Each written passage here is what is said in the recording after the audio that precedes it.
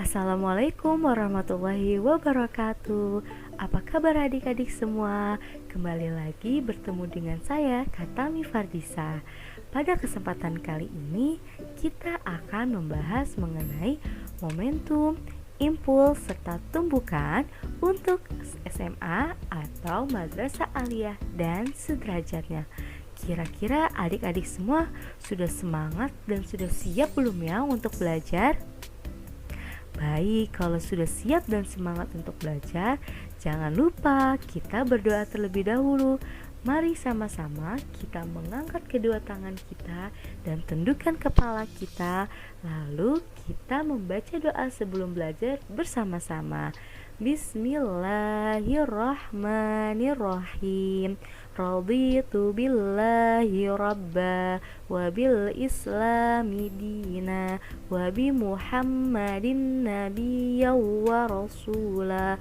Rabbi zidni ilma warzuqni fahma. Amin. Semoga pembelajaran kita pada hari ini dapat bermanfaat dan membawa berkah bagi kita semua. Nah, sebelum kita lanjut pada materi kita kenali terlebih dahulu kompetensi dasarnya.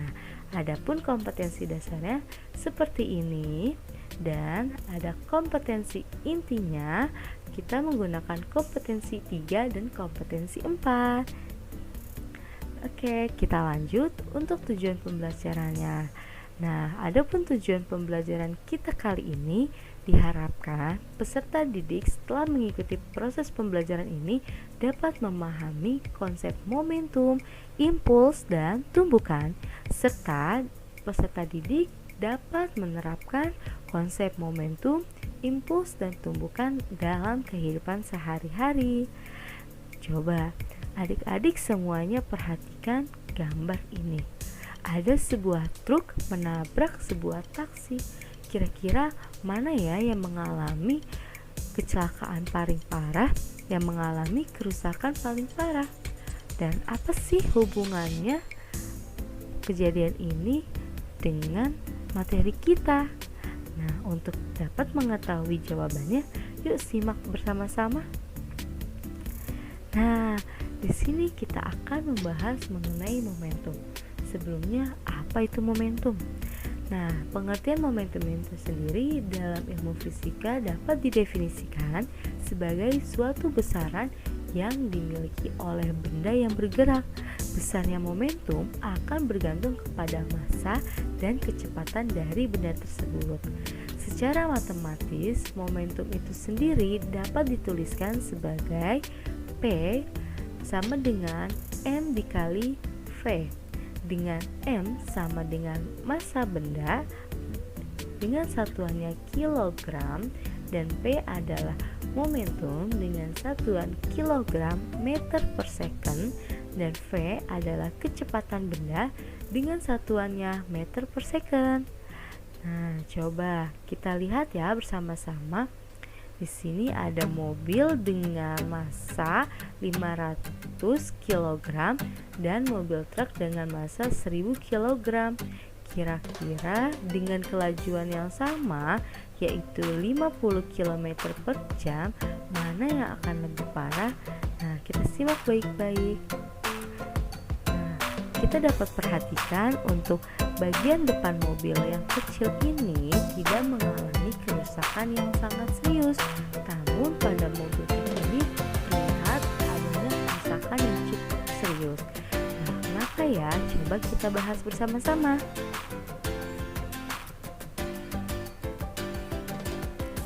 Nah, kekuatan gerak yang ada pada benda ini dipengaruhi oleh dua faktor, yaitu massa dan kecepatan si benda.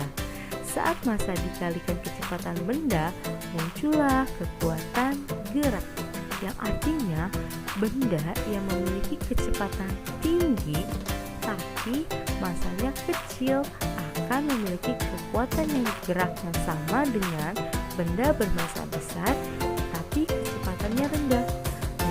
Kenapa ya bisa begitu? Nah, Hal ini dikarenakan gaya yang dibutuhkan untuk menghentikan mobil yang bermassa kecil namun memiliki kecepatan yang tinggi lebih besar dibandingkan dengan mobil yang berukuran besar namun kecepatannya rendah. Jadi, walaupun mobil itu berukuran kecil namun memiliki kecepatan yang tinggi, maka dibutuhkanlah gaya yang lebih besar pula. Selanjutnya kita coba bahas ya mengenai contoh soal di bawah ini.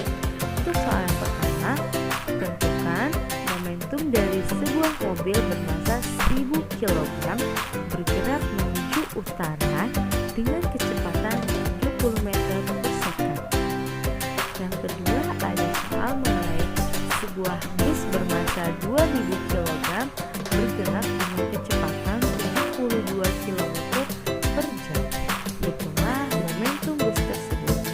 Nah, kita akan menyelesaikan permasalahan soal nomor 1 terlebih dahulu, di mana diketahui massanya yaitu 1000 kg dan kecepatannya 30 meter per second.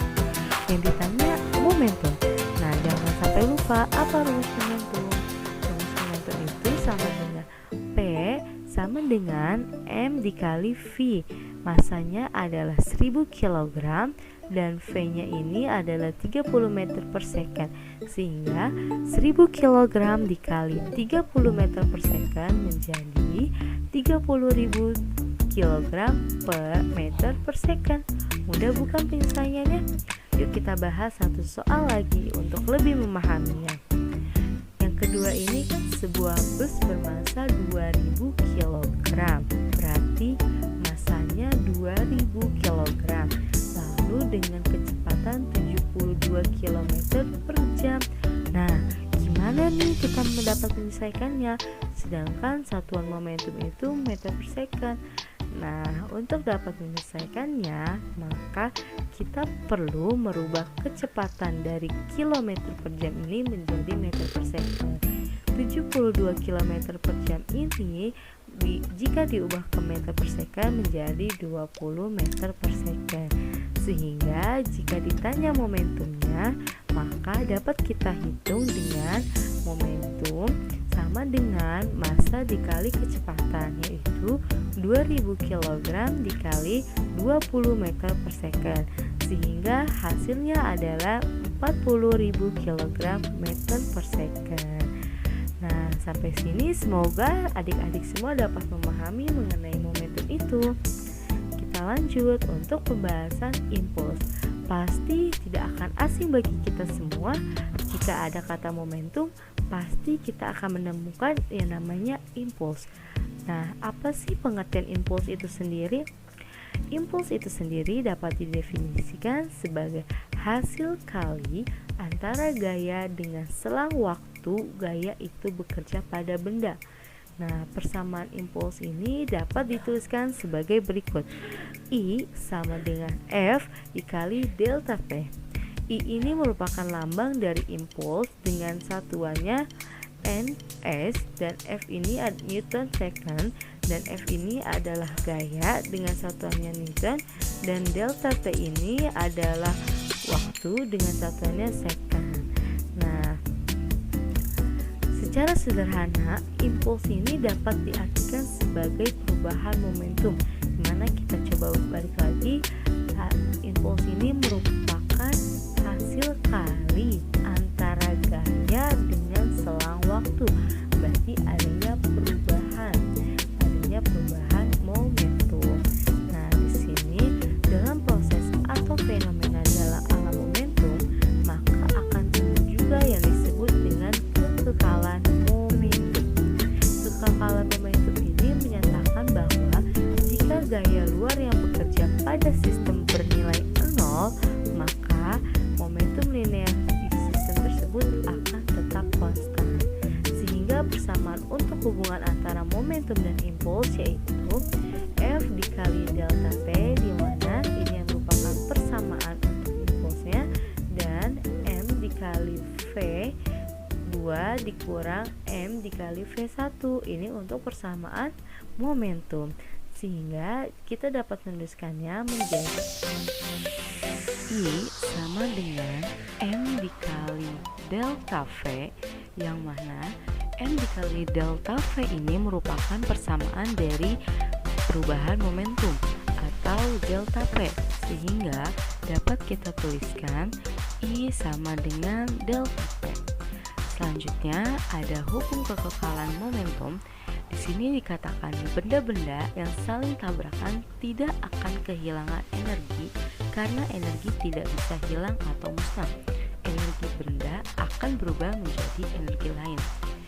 Definisi kekekalan momentum dapat didefinisikan sebagai jumlah momentum benda sebelum tumbukan sama dengan jumlah momentum setelah tumbukan.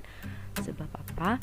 Sebab energi ini tidak hilang atau musnah, namun hanya berubah menjadi energi lain. Nah, di sini ada persamaan untuk hukum kekekalan momentum, yaitu P1 atau momentum pertama ditambah momentum kedua sama dengan momentum 1 setelah tumbukan ditambah momentum benda kedua setelah tumbukan. Nah, di sini karena momentum itu merupakan M dikali V, maka M1 dikali V1 ditambah M2 dikali V2 sama dengan M1 dikali V1 aksen ditambah M2 dikali V2 aksen. Seperti ini dengan satuannya yang seperti kita telah tahu bersama.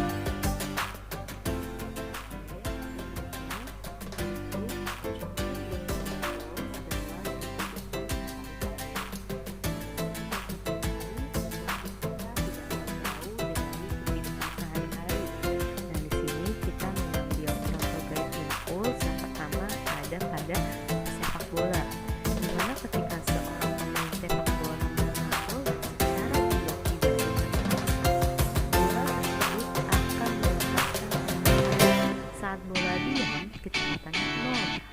Jika begitu hasil kali massa dan kecepatan bola yaitu momentumnya menjadi 0. Setelah gaya diberikan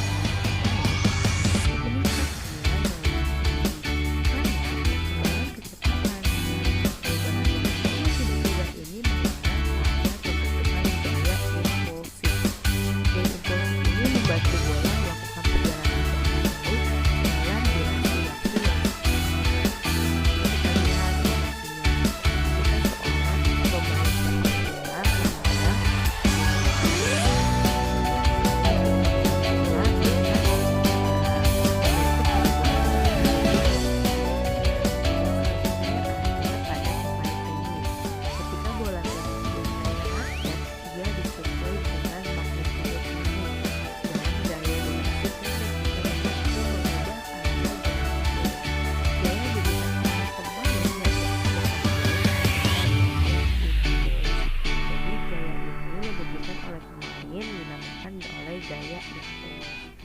Nah, selanjutnya mari kita sama-sama masuk ke dalam contoh soal dan di sini terdapat soal sebuah senapan menembakkan peluru bermassa 50 gram dengan kecepatan 1000 meter per second. Penembak memegang senapan dengan memberikan daya sebesar 180 Newton untuk menahan senapan. Berapa banyak peluru yang akan ditembak saja kita masuk pada pembahasan, di mana di sini diketahui masanya itu 50 gram. Ya, 50 dikali 10 dikurang 3 kilogram.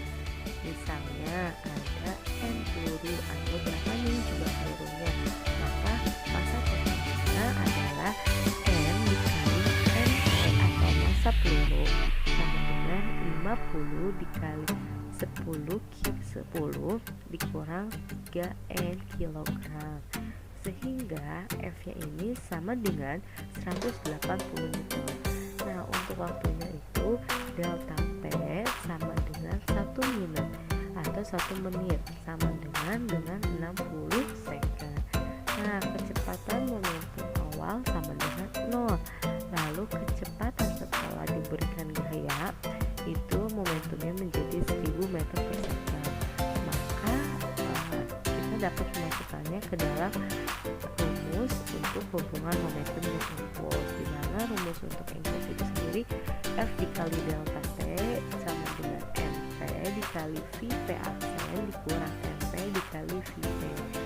Nah, F nya itu kita ketahui bersama yaitu 180 Newton ya, di sini 180 Newton. Lalu M nya itu sendiri 50 dikali 10 dikurang 3 N kilogram dikali 1000 meter per second dikurang 0, di mana kecepatan itu awalnya adalah 0, tidak ada nol, sehingga didapatnya hasil 10.800 Newton per second sama dengan 50 N atau jumlah peluru Newton. Nah, N di sini berarti sama dengan 216 peluru. Jadi peluru yang ditembakkan dalam 1 menit adalah 216 peluru, seperti itu. Selanjutnya yaitu ada tumbukan. Nah, pengertian untuk tumbukan itu sendiri adalah peristiwa yang terjadi ketika suatu benda bertabrakan dengan yang lainnya. Secara ilmiah, tumbukan merupakan peristiwa yang terjadi kedua atau lebih benda-benda saling memberikan gaya-gaya yang relatif kuat dalam waktu yang sangat singkat. Jenis tumbukan ini dapat dibedakan berdasarkan perubahan energi ketika dua benda mengalami tumbukan elastis atau limiting sinkronis. Energi kinetik benda sebelum dan sesudah tumbukan sama ketika ditulis dalam persamaan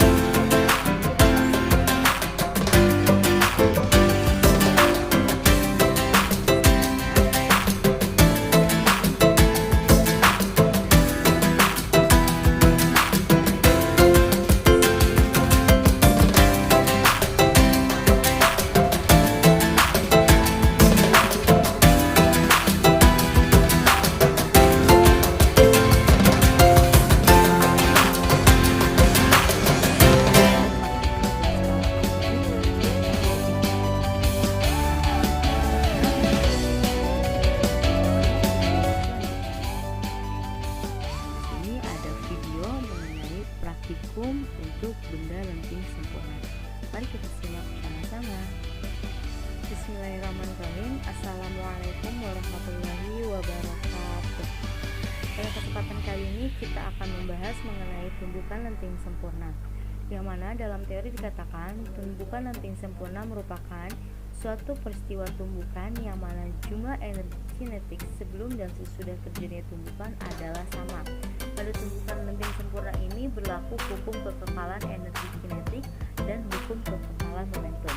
Untuk pertama kali ini kita akan membahas mengenai hukum kekekalan energi kinetik. Di sini kita memiliki dua buah kelereng dengan massa yang sama, yaitu 1,50 kg dan kecepatan yang sama, yaitu 1,00 meter per second. Dengan kinetik energinya atau energi kinetik untuk ditemukan yaitu 1,50 kg. Kita akan melihat apa yang akan terjadi setelah kedua kelereng tersebut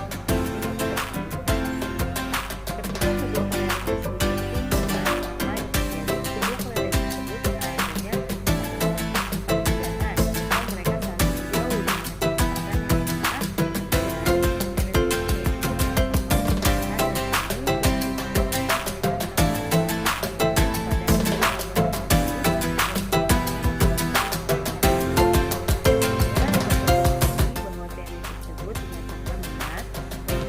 dan energi kinetik sebelum dan sesudah tumbukan ini bernilai sama, seperti itu. Nah, mungkin itu untuk praktikum mengenai tumbukan lenting sempurna. Selanjutnya kita akan membahas mengenai tumbukan lenting sebagian.